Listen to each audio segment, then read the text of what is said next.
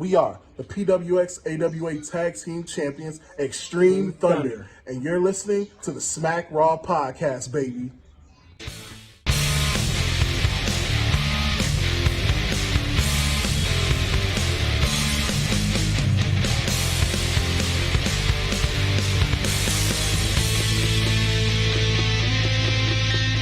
Hey, you guys, welcome to the Smack Raw Podcast.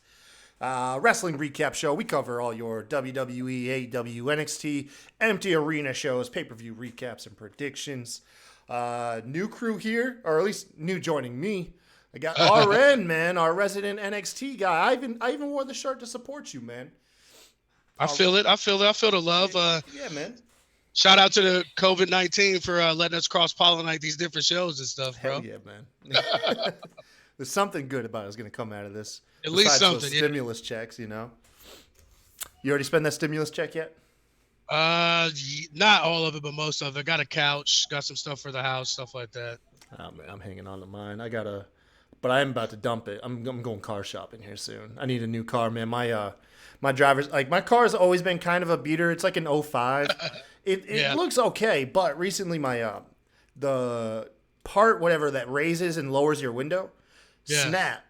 Right? So I had to grab the window, pry it up, and now I have my window held up by duct tape. And when you got duct tape on the car, it doesn't matter what year it is, it's screwed. You got to go, man. It's got to go. Thank you guys for joining. No, go ahead.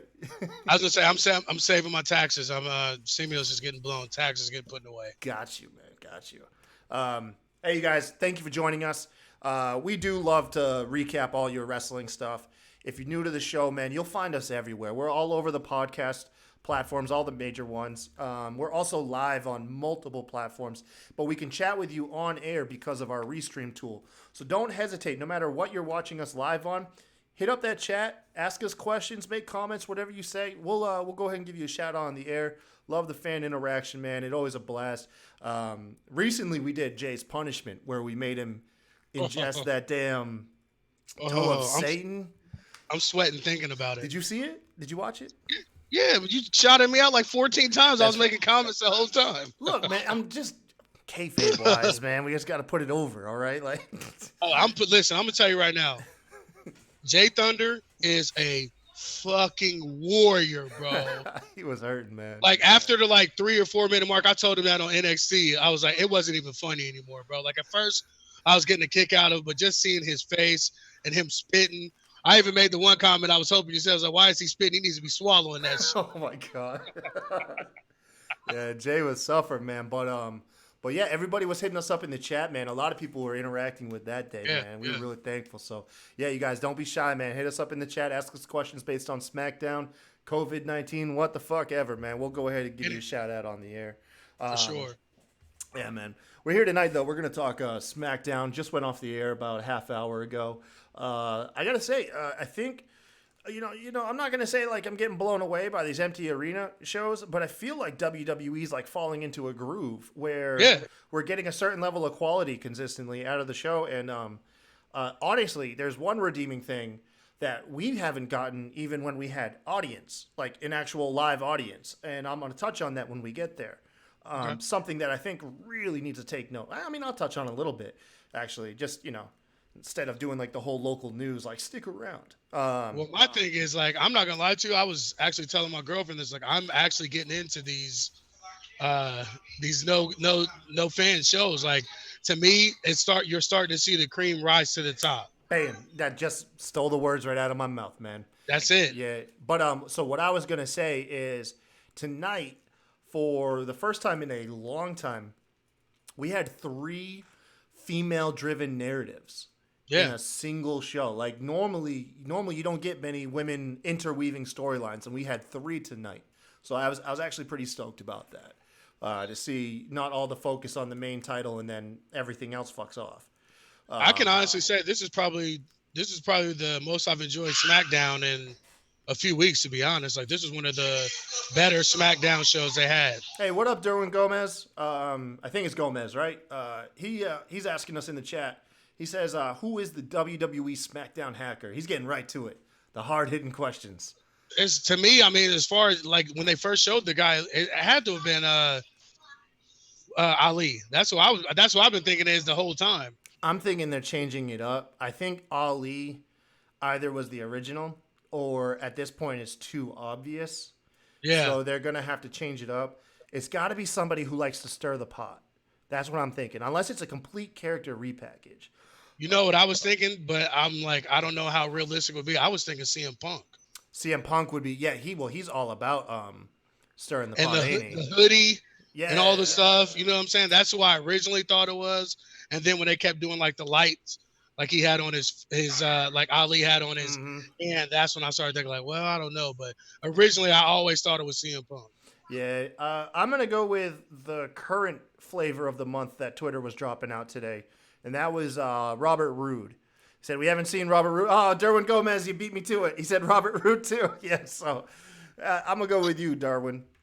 Let's go ahead and jump into the show. Oh, also, Vince asks, is Naomi not being in the Money in the Bank match surprising? We're going to get to that because that is Oh, yeah. definitely a segment. I'm gonna lose my shit over that. Yeah, Just man. giving you fair warning, guys. Yeah, we'll have a drink beforehand. So the show kicked off with a Moment of Bliss segment with Braun Strowman. Comes out. They all congratulate each other on their championship victories at Mania, you know. Essentially, during the segment, though, Braun notices a gift in the corner. I believe it's from Alexa. Alexa's like, hey, I got nothing to do with that. He ultimately opens up the package. It turns out to be his mask that he wore while he was in the Wyatt family. And then over the intercom or in the background, whatever, we get Bray Wyatt's laugh. Very, very by-the-book segment. Not sure how I feel about this feud. I'm not sure if I'm excited or, like, I can't... Right now, I'm the worst you can be. I'm apathetic with Braun and Bray. I don't hate Braun being as a champion. I love that he won it. But as a champ, I really don't feel nothing right now. And, I mean, look, man, WWE's in a hard spot. They're going to let Braun run with it. He's there every week. He's working, you know. He's doing his thing. He's stirring up some controversy on Twitter. But that aside, at least he's there. At least he's showing up to his damn job. And I'm gonna preface all this first before saying, like, I hate Braun Strowman. I don't get him at all. Like, nothing that he does like gets me going. Like, I hate him as champion, but their reasoning behind it, like, I don't disagree with. He's always there. He's never hurt. If you need him in a pinch, he can do something. Yeah. People seem to like him, which, I mean, like, I don't, but I know that there's a market for him, so I understand. And the best ability is availability. Yeah. When it's all said and done, Vince has his guys that he likes, and on SmackDown, it's only, to me, his guys are Roman and Braun, and Roman's not there, so. So there you go. Hey, Braun really is only a segment or two away of reminding us why we liked him in the initial part of his run. And, I never liked him. You never liked him. Well, there was a period of time where Braun was hot, man, and he was. And that's my thing. Like, even me, for somebody that doesn't like him, like, even I can recognize they dropped the ball on that. Yeah. Because there was a point in time where he literally was the hottest thing in wrestling, and they screwed that up. Just like the WWE way, man. Just not capitalizing while the iron's hot. But anyways, that was pretty much it for the segment. Following it up, we had the first match of the night. Tamina, who had challenged Bayley last week to a title match. Bayley said, cool, you got to get through Sasha first, right? So Tamina and Sasha have a sort of sloppy match going on. Bayley running interference often, who ultimately gets taken out by Lacey Evans. And Tamina is able to pick up the victory, surprisingly, with a couple super kicks on Sasha Banks. I saw that. Yeah. Lays her out. Did you catch this? I know you said that, you know, your power was kind of messing with you a little bit. Did you catch that when Bayley got taken out by Lacey Evans, Sasha Banks, with another subtle look, was pretty much caught grinning at Bayley laid out? It was. This is the type, like, if they're gonna break them up, like, I like how they're like just little breadcrumbs here or there. Yes. And writing it out. Subtle. Because they always jump the shark on this shit and, like, fast track it, and just out of nowhere where they're the best of friends, they're winning matches, and then all of a sudden, boom, the other person turns on them. Like, This is the type of storytelling we've been asking for and we want, especially for your champion and who the main event is going to be. They're clearly the two biggest fish in the women's division on SmackDown, and I like that they're just Absolutely. little breadcrumbs here and there getting us to where we need to go. I am hoping. Now, granted, WWE doesn't really like to take the. I don't know how to preface it. I'm hoping that after all these subtle touches of Sasha Banks at picking up that Sasha is leading these breadcrumbs where she's finally going to turn on Bayley. Bayley's already been turned on by it and turns on Sasha right before she can. Yeah, kind of like going back to the Walter White on how Walter White oh god, what was the show? What was the show he was on? Breaking Bad. Walter White was always just one step ahead of all of these other people who obviously were more cunning and had everything else going. But Walter always found himself exactly one step ahead, and I'm hoping Bayley gets that. I know, and that's what I wanted to say too. Like, I don't want her to go back to being that hugger shit. Like, I like this. Can I see your manager? She has an interracial son named Jaden. Like, I love this version of Bayley, and I've never liked Bayley, but I'm here for it. And to me, Sasha Banks is better as a heel, no matter what. So, like, if they can make her a face, like, she's going to be good no matter what. But you have to keep Bayley the heel in this. You have to. I'm sorry if I'm going to butcher your name. I believe it's Ishire Man 25 # Golden Machinery. Nice name, buddy. He even throws out the emoji, the Golden Machinery. Okay, buddy, I feel you now. I feel you. Yeah, you know that ain't gonna last though. Right. I'm sorry, it ain't gonna. This Otis is not gonna win in the end of this. But going back to this. Thank you for hitting us up in the chat, man.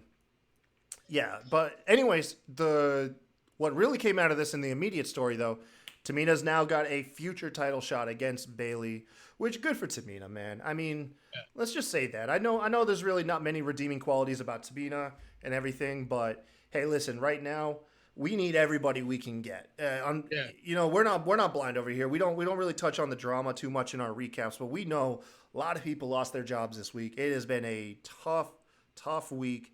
At this point, everybody needs to be hands on deck. I'm happy to see people working. Good for Tamina. See what happens there.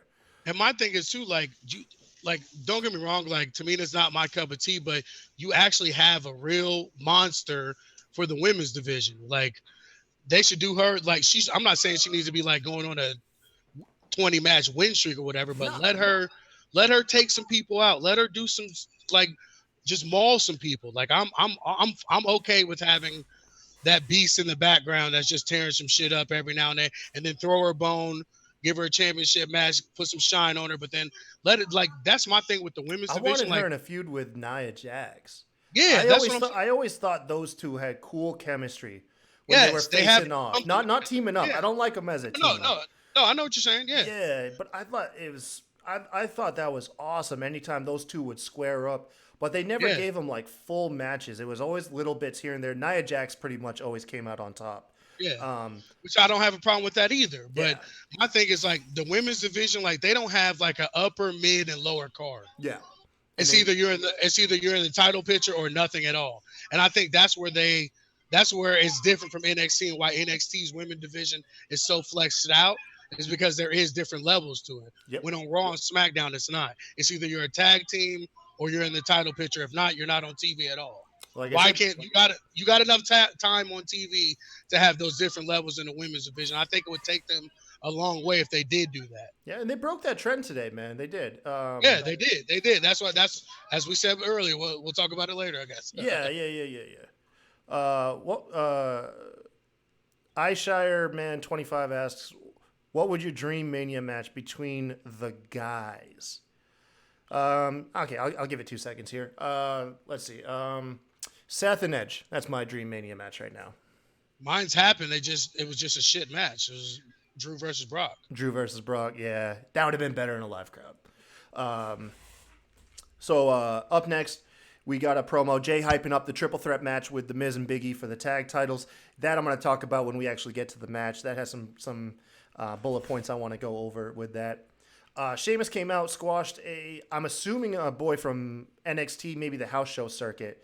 I missed his last name, Denzel something. I missed it. But essentially, Sheamus came out and beat the bricks off this guy. If you're an MMA fan, if any of you guys are MMA fans, Sheamus was hitting what's called the Travis Brown elbows. He had the dude locked up against his thigh, and I thought they were going to call it. I thought they were going to do like a kayfabe knockout, and the ref was going to call it from that, which would have been fucking brutal. But afterwards, it wasn't the case. Sheamus started laying the knees into him, hit that brogue kick. Sheamus is here, and I like that it wasn't just a squash match because it cut to Michael Cole hyping up the next segment, which was the Jeff Hardy stuff that we're doing. Yeah. And Sheamus is like, what the hell, man? My music is still playing.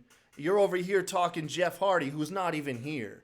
You know what I'm saying? So that little, like, breadcrumbs, maybe that's the next feud, man. Sheamus and Jeff. And I also like how they're actually how they're not pretending like the announce team isn't there. Yes. Yeah, because you can hear them clear as day in the ring. Yeah, that's what I'm saying. You've even heard them picking up on the other mics. Yeah. That's what I'm saying. So, like, I'm glad, like, that's what I said. These little tiny things, you're getting to see who the real stars are. Like Sheamus, like, he's not looking into the crowd. He's looking at the camera when he does stuff. He's playing to the crowd, but not. And like I said, he's just these little things that you don't really recognize until there's no crowd. Like, that's what I like. And shout out to the Jobert, the enhancement talent, for not getting fired and actually being able to get on TV. Like, I'm all right with that. Ooh, man. He's a big boy. Like, the dude was. That's what I said. Got a good look, man. He's got a good look. Yeah, exactly. Yeah. Shire Man chimes in really quick. Now, we already answered this on Raw, but I'll give you this freebie just because, you're participating. I really actually appreciate that. He asks MVP Apollo Crews predictions. That's a tough question. If it was MVP anybody else, it would literally be anybody else. But it's a match between the two guys that can't win. Listen, I'll tell you this. Go back and watch the Raw show, but I'll give you a freebie. We still don't know. Man. I'll go with my gut, and it's controversial, but I'm gonna say MVP, just because I've seen Apollo Crews eat so many losses. I picked MVP.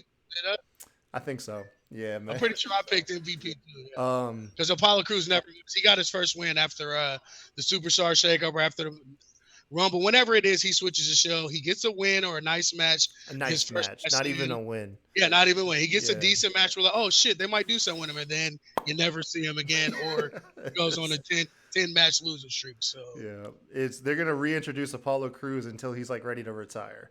Right. This guy's going to have potential for 15 years. You want to know the crazy part is, before Keith Lee was a thing, like, Apollo Crews was that guy, that 260-pound guy that could do the power stuff or fly like a cruiser. 260? Maybe not now. He looks like he's got a little bit smaller, but like he's like 230. He looks shorter. That's why I think he is less. But he was way bigger. Like, before he got there, like, he was much bigger, and he did a lot more high flying stuff. Maybe Keith Lee's pushing 300, though. I think Keith Lee's pushing 3. I think he's about 280, 300 for sure. Yeah. Because their weights and heights they lie about all that shit.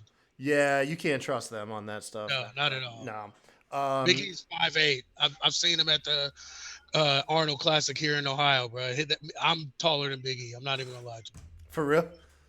And I'm 5'9". I'm almost 5'10". I'm taller than Big E. I'm telling you that right now. Oh, man. So we got the Jeff Hardy special, part 2 of it.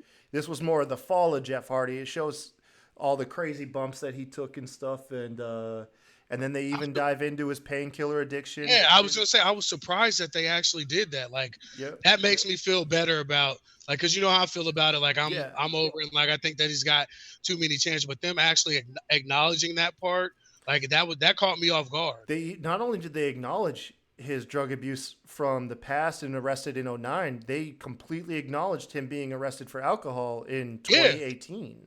That's what I said. Yeah, like, I was actually talking to my cousin. He was asking about Jeff Hardy. I was like, bro, this dude just got arrested when he was out injured a couple years ago. Yeah, man. So I'm interested. I think, so I'm wondering if, now I've heard rumors that they want to give Jeff a big push to try and keep him from jumping to AEW with Matt, which I think by this point in Jeff's and Matt's career, they're single guys, maybe with the exception of like a nostalgic tag team match or something.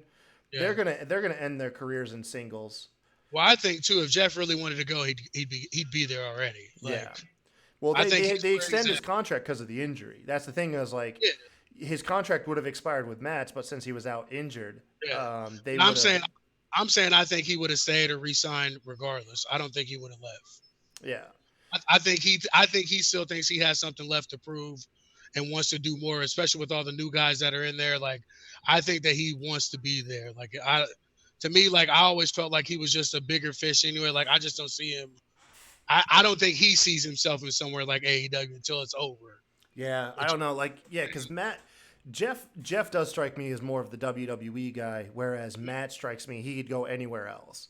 yeah, Yeah, Matt just doesn't hit the height of his potential in WWE, but everywhere else he yeah, gets more creative freedom, and then there's also a difference in the fans, I believe too. yeah, absolutely. I personally like if you have good wrestling and fun storytelling, I like anything, but I do understand that some people are just more drawn to one thing over the other. And Exactly. Matt Hardy might be one of those people. It takes a certain type of fan.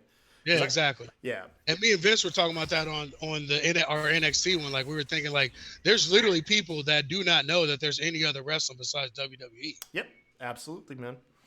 And that's mind-boggling and crazy as hell to think in 2020 with the internet. But there literally is people that does not know that New Japan, AEW, Ring of Honor, NWA is back. Like, there's literally people that have no idea that there's other stuff out there. I still got to check out NWA, man. I heard it's really good.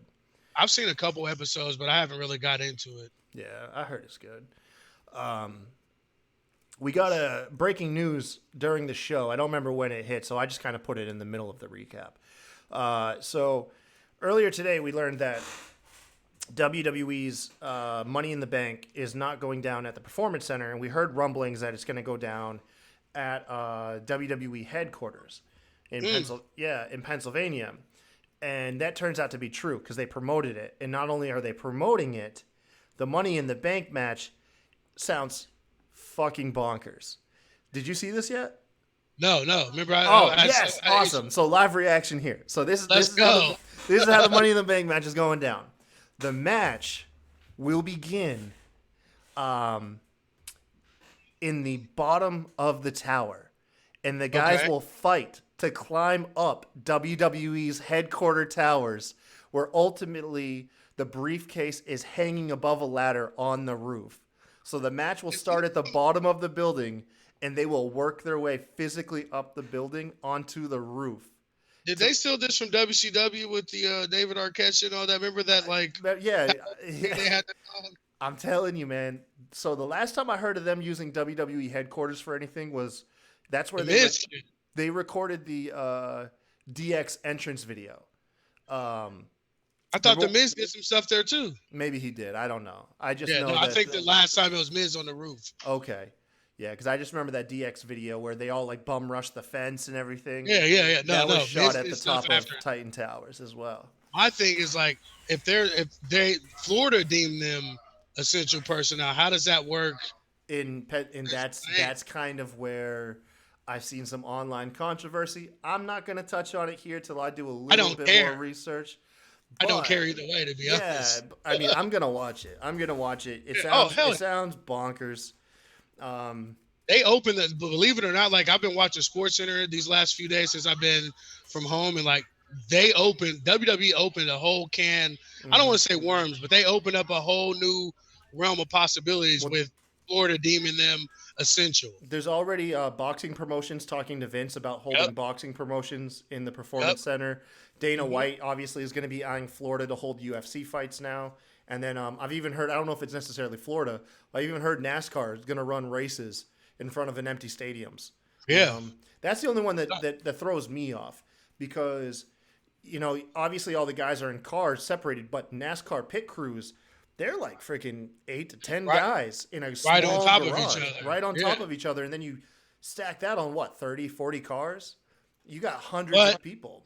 Yeah, but you can also say the same thing kind of for WWE too. I mean, you got two guys in the ring loving on each other and then go back to the locker room. Yeah, where there's 30. You're right, man. I don't know how it all works. I'm not an expert, not a doctor, but yeah, it's just crazy stuff, man. We're living in a crazy time. We are in the worst timeline. But it gives us content, so thanks, guys. Yeah. Speaking of some people's worst timeline, we got this Dana Brooke and Naomi match. Now, before the match started, we got a little bit of storytelling here. Carmella isn't happy with Dana Brooke focusing her attention on the Money in the Bank qualifying match when they were just granted some tag title they got match. a tag out next week, right? Yeah. But Dana's like, hey, look, that's just more gold for us, between us, Dana goes out. Her and Naomi, I'm not going to lie to you, have a solid match. Like, have a decent damn match. I can honestly say this is probably one of the best matches I've ever seen Dana Brooke have. Yeah, like, absolutely solid. Me, personally, I make no bones about it. I'm a huge hypocrite. I talk trash about Ricochet and Cedric Alexander because they can't get wins, yet I stand Dana Brooke every chance I get. I'm a complete hypocrite. But no, man, I'm actually on your. Me and you are both on the Ricochet Cedric Vanilla train. Yeah, but man, I was stoked, man. Dana Brooke got a win over Naomi. Now, granted, in a nutshell, this makes no damn sense. None. But in combat sports, man, there's no guarantees. Everybody's got a puncher's chance. In this case, Dana Brooke had a sunset roll-up chance. And listen, bro, it's just this is ass a fucking 9. If I could take some shit from Stephen A. Like they brought Naomi back and they look like they were gonna every time they do this with her every fucking time. Like, and don't get me wrong, I'm not the biggest Naomi fan. I'm really not. Yeah, but every time they give her some momentum and get her started, they do some shit like this. Yeah. Like, you have someone that the crowd is behind, that people in the back love, people on the internet love. Like, you have a fucking star in the making right there in your head. Adam Tyler Rowe, man, thank you for saying you love the hustle. You said you wish like wrestling. Give it a chance, man. It's come a long ways from the. That's Adam. Yeah, and then look, if you don't like WWE, that's fine, man. There's different types of wrestling out there for everybody. Exactly, bro. Adam, bro, like, I'll take care of you, bro. Get the fuck out of here, bro. Okay, you know him? That's Adam. That helps me. That's MJB. Oh, shit, Adam. Hey, what's up, Adam? Hey, look, man, I got to hit you up for some video editing when this is all over with. But anyways, go back. Go ahead. But no, like I said, I'm not the biggest Naomi stan at all. But it's like, you have, like, the internet loves her, fans love her, all the wrestlers love her. Like, she is literally like number one type flight. And not to mention, like, I know she sucks on the mic and stuff. Like, I'll give you that. Her charisma is like, but athletically in the ring, there's not a woman on the fucking roster that could touch her. Well, that's how they used to bill her a couple of years ago. She was like the most athletic women's wrestler. Yeah. No, she's solid, man. She's solid. Yeah, I don't understand like why they start and stop with her all the time. And then, like, don't get me wrong, like, I don't care if she loses, because you always have her. Like, she's always there for you to throw in if you need her in a pinch. I get that. But Dana Brooke, bro, like, she is ass of ass. Like, the only thing good about Dana Brooke is her body. Everything else, throw the shit away, keep moving. Man, I don't know, man. I don't know. We had this argument before, bro. She's been with the company 10 years. She's a tough sell. I know, man. How much? Remember, it's literally what Drew McIntyre was saying. How long can you live off potential? Yeah. No. You're right. I know. That's my. I got a soft spot. It ain't even her looks, man. It ain't even her looks. Oh, I know. And like, she does have potential. Like, she's athletic as hell too, for real. Like, and she's probably one of the strongest women on the roster. When she was coming out with Titus O'Neil and who else was it? With Apollo. With Apollo, yeah. Like, that's like, I think they should have never broke that up. Like, that was the first time like I ever was like, damn. All right, Dana got a little something there. Yeah. Man, I wish they had done more with her in the ring to kind of compliment her actually having a personality and shit too. But my thing is, like, how long can you live off potential, bro? She's been there. She has to be one of the longest reigning women there now with Alicia Fox not there. Like, she has to be close, bro. Tamina been there. Okay, that's right. Yeah. Tamina been there for. Tamina's been there since the Usos. I think like 10, 11 years, man. Tamina been there. Yeah, she started with the Usos. Yeah. But yeah, no. Like I said, this is going to be a very polarizing thing. I think more people are going to be on your side against Dana Brooke. I don't think there's as many Dana Brooke fans. It's a guilty pleasure. I love Dana to death, man. Like, I I'm not saying give her a lengthy title run. Just maybe not at all. Give her like a Christian pity run. You know what I mean? Like, well, my thing is like I understand. Like, all right, you put her in this match, let her loose. Yeah. Let her do her flips and shit and everything that we know she can do. Let her use that athleticism that you took Naomi out of it. And normally Naomi's what give you that in these ladder matches and stuff. So let her lose. Don't try and make her be this like powerhouse. Let her do all of it. Let her unleash it. If you took this spot and gave it to her, don't be scared to let her be her. Like, let her do the flips. Let her do the whatever the like gymnastic shit that she's good at. Let her do some power stuff. Let her lose. She needs to be a powerhouse. I think she needs to be a powerhouse. Well, my thing is I like that she can do the flips and stuff too. Like, it's like a Keith Lee thing. Like, but a woman, like she's probably one of the strongest women out there, but she's probably also too one of the most athletic, high flying ones out there. If you actually let her rip it. Yeah. So my thing is like, if you took this spot from Naomi, let her loose. Take all the handcuffs off her. Like, listen, do what you got to do. Go out there and shine. I wonder who she. And that's my thing. I wonder who she would feud with. Well, she's a good babyface fighting upward. You know what I mean? Like, I can't picture her. I don't like her as a babyface. I don't like her as a heel, man. No, I don't. I didn't like her as a heel, but I feel like she feels. I think it's more natural with her. So, let me catch up the chat. Aaron Hamilton says he's been watching wrestling since late 80s, early 90s. Good for you, Aaron, man. I had to take a break personally during the early 2000s. I really have been watching it that long. That's not a joke. And then Vince is in here saying that Dana's only been with the company since 2014. Wow, that's actually not nearly as long as I thought. No, and, I mean, that's still over, almost 10 years. Shit. Says, tell RN to quit hating. All right, man. Let's move on. I love you, Vince. Yeah. So we get this whole thing. This was hyped before tonight's event. Sonya Deville. Wait. We got one more. Who do you think will win next week between Lacey Evans and Sasha Banks? Oh, Sasha. Yeah. Sasha ain't gonna keep eating losses. They're gonna give her that win back. Yeah, it's 50-50. So did you see that? Did you see that terrible promo Lacey did where she had Sasha's name written on her hand? No. Yeah, she did a promo backstage, and she's like, I got a woman's right for her. And it had Sasha written just like in some marker on her hand really quick with like the "you can't see me" like sign over it. It was lame as fuck, man.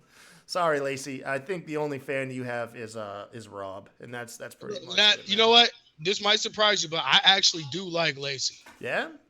I actually do. Like, I can see the potential that she has. The MAGA shit. Dude, I love her when she's doing the whole parent thing. Like, I'm a soft spot when people talk about their kids. I don't. I'm the exact opposite. Like, I did like that, but like, I like heel Lacey where she's talking shit, the little nasties and all that. She's good at talking some trash. That's what I'm saying. Like, they always try and like, when people start cheering for the heels, they always want to fast track them to be a baby face, and then it doesn't work. Right. Like, they're not cheering them because they love them. They're cheering them because they like how good they're at talking trash, man. Exactly. And that's my thing. Like, they jumped the shark on her as well. Like, let her ride that heel shit out. Like, she was the perfect heel. Like, those interruptions, like at WrestleMania and stuff, where she's just coming out, walk down the ring and walk back.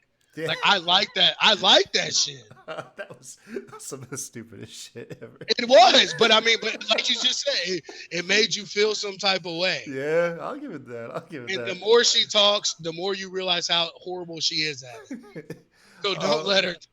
Yeah, someone else who you realize is horrible is Sonya Deville. She comes out to the ring to explain herself to Mandy. Sonya's been playing this whole sympathetic, I'm sorry role to essentially her conniving this whole plot to get her to Mandy to turn on Otis and hook her up with Dolph Ziggler and stuff. This whole jacked up, messed up shit. But in the ring, she's playing up the crying, super guilty. I miss my friend. Like, I'm essentially broken, a broken woman. And to the point where Mandy Rose comes out. Mandy's in the ring. Essentially standoffish. Like, look, no, you fucked up. And Sonya Deville still like fake crying crocodile tears out there like you were at my sister's wedding. I mean, essentially it was like she was losing the person she loved. But in the middle of the crying, she was like, I gotta say, and then her tone completely shifts. She turns full heel.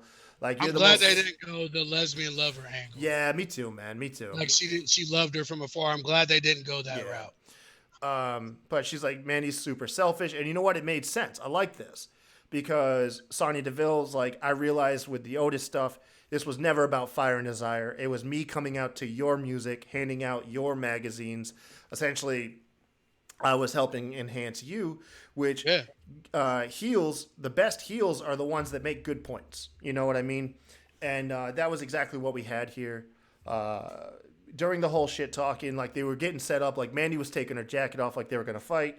Out comes Dolph. Dolph is trying to convince her that she felt something. This whole awkward love angle. I don't hate it as much as like the Rusev stuff, No, no. but by this point, just let's fast track Mandy to turning on Otis. And you know what? We talked before. Like I was kind of on that same route, but like the more and more we're getting her as like the baby face, like I think she's doing a damn good job at it. Like I'm actually starting to really like, believe her at it. I think so. One thing I can touch on here is two things. I think Mandy is a lot better than we give her credit for. I think her Oh yeah, looks sure. do her a disservice because she's He's absolutely actually gorgeous. dove in the ring too. But she can like, go. And He can. He can. I like that Sonya touches on that. Sonya pretty much essentially is you looked like you were made in a factory. You know what I mean? Like the blonde bombshell factory. I like that Mandy Rose is working a face when it's people on using her looks against her. Like she can't wrestle and then she can wrestle her ass off. And then she's also just a natural heel. Anybody that good looking, like and she has great charisma. She makes an awesome heel too. And that's what my thing is like. Remember when we said the cream rising to the top? Yeah. We looked at her as this heel, this snobby heel, like I look better than you, but like she is playing the shit out of this. Like not damsel in distress, but like you guys fucked me over and it's not cool. Like, and the more I see her in this role, the more I'm starting to believe her, and not just in this character what she's playing right now, but like believing in Mandy Rose the wrestler. Like, it's making me like her more and more every time she comes out. Because even her facials and stuff, whether she's talking or not, just how she looks when people say things and how she reacts and stuff, like she's definitely I'm starting to be like Corey now. I'm starting to get on the Mandy Rose train, bro. She's doing her thing, man. She's doing her thing. She kind of strikes me like Carmella. Carmella got a lot of flack. She wasn't that good of a wrestler. She was an ex-cheerleader, model, whatever, coming into the business. And then Carmella slowly won people over with her charisma and her wrestling ability. And I think that paves the way for other people like that, including Mandy Rose. My thing is Mandy like Rose is already there. That's what I'm saying. I think Mandy's a better wrestler than Carmella right now. She got a hell of a V-trigger. I'll give her that. I was thinking out the gate, like her strength, like no one gives her credit for that, but like she kind of manhandles girls when she's in there. Those suplexes and stuff and throws, like I said, I'm slowly like I'm definitely team Mandy. Like I never thought I would be because again it was like her looks. I'm like this chick's just on TV because she's got big tits, a tan, and blonde hair. You know what I'm saying? Like honestly, like that. I mean that's messed up to say, but that's the truth. But she's won you over. She's proving you wrong, man. Yes, and I think a lot of people probably felt like that too. Derwin Gomez says that Becky endorsed Sonya Deville, believes Sonya is actually the next incarnation of Becky. I could see that. I could see with the right support under Sonya, absolutely. Sonya can go in the ring too, honestly. Hell yeah. Sonya needs to hurry up and have that match with Asuka. That'll make Sonya a star. But the match ends with Dolph Ziggler trying to win over Mandy Rose. Sonya Deville cheap shots Mandy, and then out comes Otis for the save. Otis runs everybody off. Nice little touch. Like I said, this story has been like has had some of the most continuity to it. So I'm happy it's still going. Yeah. I am ready to see where it goes though, just because, man, honestly, I'm so tired of Dolph. Like I'm so tired of Dolph, man. I'm tired. I'm gonna say this, and it's probably unpopular. I'm tired of Otis too. Just got to get Tucker, man. Tucker's the secret sauce in here. Tucker is. Yeah, man. The next up, before we got to Daniel Bryan and Cesaro, man, Hacker returned. We were wondering what was going to happen to them now that the Otis Mandy stuff is out. Love this. So during the entrance of Daniel Bryan, we got the Hacker came on screen, came out. Miz, wasn't it? The Miz and Morrison? Well, it was included in there. So he says the truth will be revealed. We start getting a flash of a lot of duos and tag teams. You see the Usos, Bliss Cross, Miz and Morrison, Sasha and Bayley, New Day. and then the hacker leaves off with a message. Some of these people keep their friends close, and some others keep their enemies closer. So implying that the hacker knows that one of these teams is going to turn on each other. Personally speaking, I think it's going to be Bliss Cross. I think Alexa Bliss is going to turn on Nikki Cross before Bayley and Sasha turn on each other. That's just me, though. I don't. Matt Ritter says GTV. Yes, I remember GTV. I don't think that they're gonna do the turn angle with two of the tag teams. Like I don't. I mean, imagine the New Day. Now, it'll never be the New Day. Hell no, it'll never be the New Day. Could you imagine Big E like crushing, like Xavier comes back after like a year of being injured just for Big E to injure him again? Don't get me wrong. I would totally be here for it because I am a Big E mark. I'm a Big E stan. Like that. Like I love him like legitly, but you're not gonna break up your number one. They're number one in merchandise all the time, aren't they? Like at this point. Yeah. Oh yeah. And Vince is they've already gone on record that Vince has gone to them and said like, look, I'm never gonna break you guys up. You guys stay a team however long you want. We'll figure it out. Gomez says they want it to be Sasha and Bayley. Yeah, honestly, it might be. We already know it's going to be Sasha and Bayley. That's that's a foregone conclusion. Yeah. Daniel Bryan and Cesaro have a hell of a stiff match. Man, just fire. Give me a best of 7 with these two guys. Give me a damn best of 7, bro. Watching these guys chop the shit out of each other is literally like watching a fucking symphony. Like Daniel Bryan essentially trying to murder Cesaro with that kick to the back of the head. Fucking hell, man. Dude, best of 7 with these two. Make it happen, man. This type of match, like just like I'm not even mad at Cesaro. Like it played out how it was because we knew that. But my thing is like, how do you not fucking push this guy? Give him the Intercontinental title, something like. How do they grossly underuse this man time and time again? Vince went on that Stone Cold podcast, man, and said Cesaro's just missing that secret ingredient. Vince isn't behind him, man. It's all it is. And that's the thing. That's the secret ingredient, man. Is Vince not being behind you? Because that's all these other fucking people, like Becky, all these people and all got on their own and made their own shit happen. Then the company got behind him. Yeah. Like, how much more does Cesaro need to show you? Like, if he gets that extra push, it's fucking lights out, bro. Man. Like, whenever he gets a chance, he's got to go to AEW. He's got to leave. He has to. He has to. They say in wrestling, man, you're playing to an audience of one. And we all know who that one is, man. So a crotchety ass 80-year-old old man that needs to fucking go. The ending saw Daniel Bryan lock Cesaro up in the yes lock, and I love this. Shinsuke Nakamura frantically trying to get in to break up the lock, and Drew Gulak being the good tag team partner, holding Shinsuke's leg, getting kicked in the face, but still holding Shinsuke back long enough for Daniel Bryan to tap out Cesaro. Love the finish. Can I just say one thing? I am a Drew Gulak stan. It does not matter how many fucking PowerPoints he does. It doesn't matter if he wears a suit. It doesn't matter what the fuck he looks like or does. Like, just from Catch Point alone and Evolve. Like, me and my daughter to this day, when we make a deal, I love Drew Gulak, we do the Catch Point handshake. We do the Catch Point handshake from Evolve. Whenever me and my 6-year-old daughter make a deal on something, we do the Catch Point handshake. Dude, we gotta get a gift for that, bro. Got to make that into a gift. Oh, I can definitely do that. Like, we do the Catch Point handshake.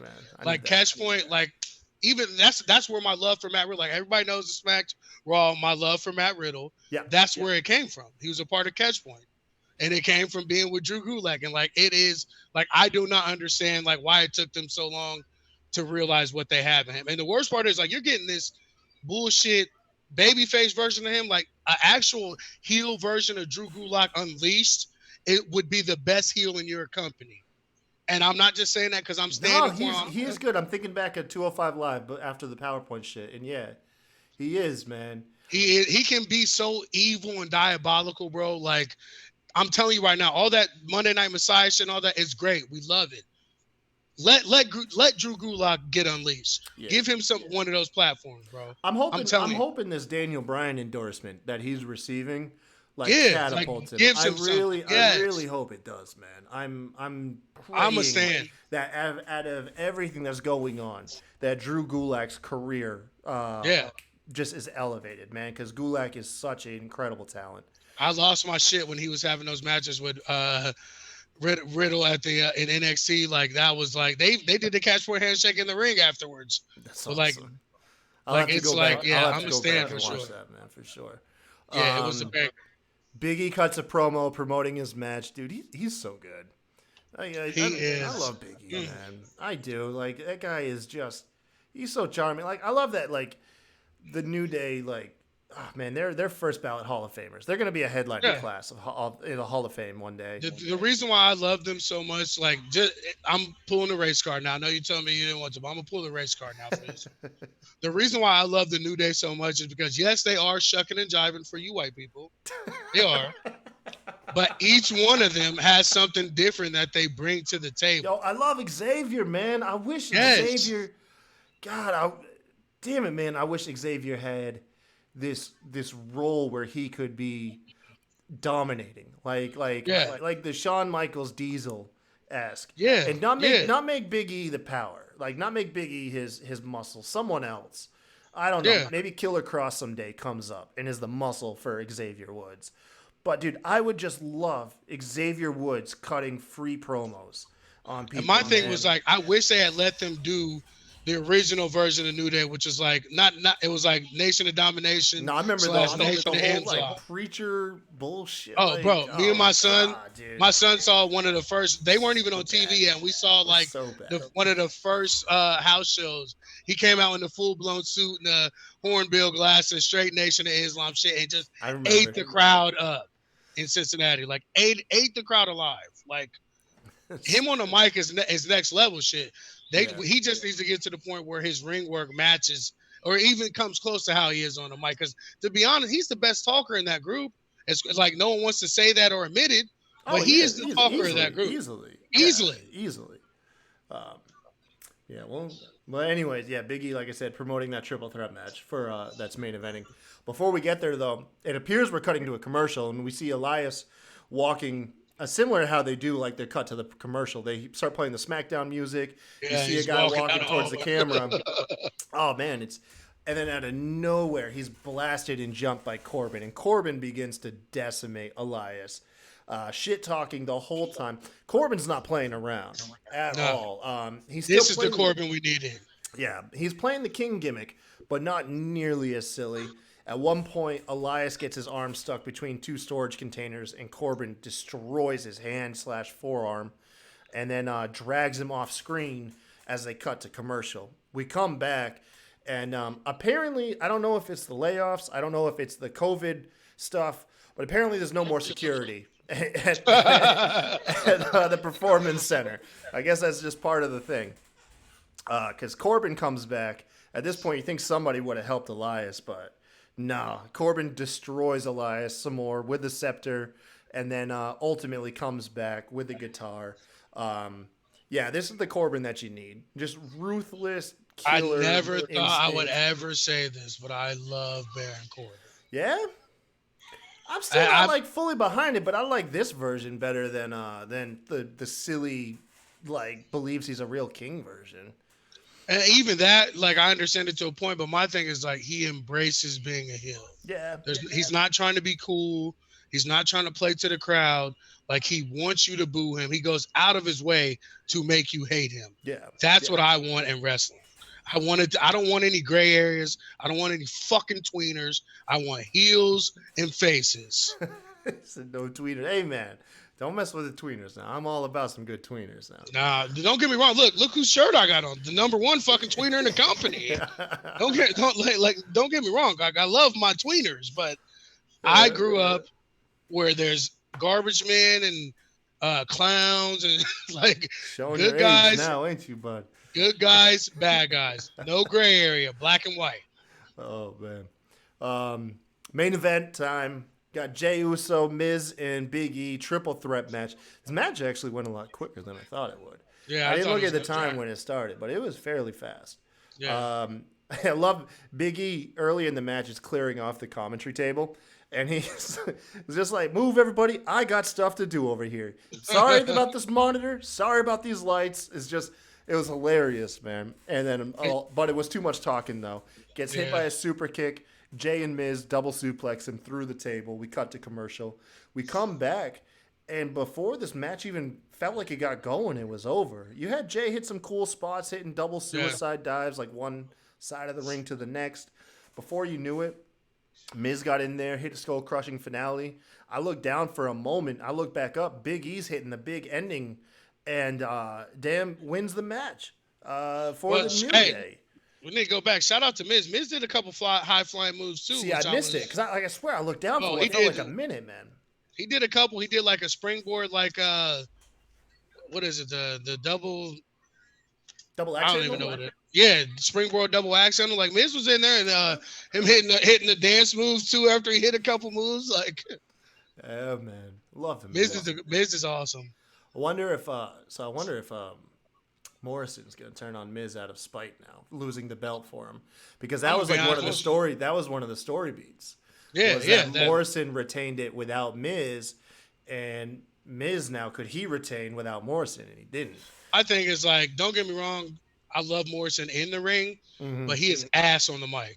Like he didn't get any better leaving WWE and coming back. He is ass on the mic. I saw him in Survivor, and I watched part of one of his movies, and yeah, he's okay.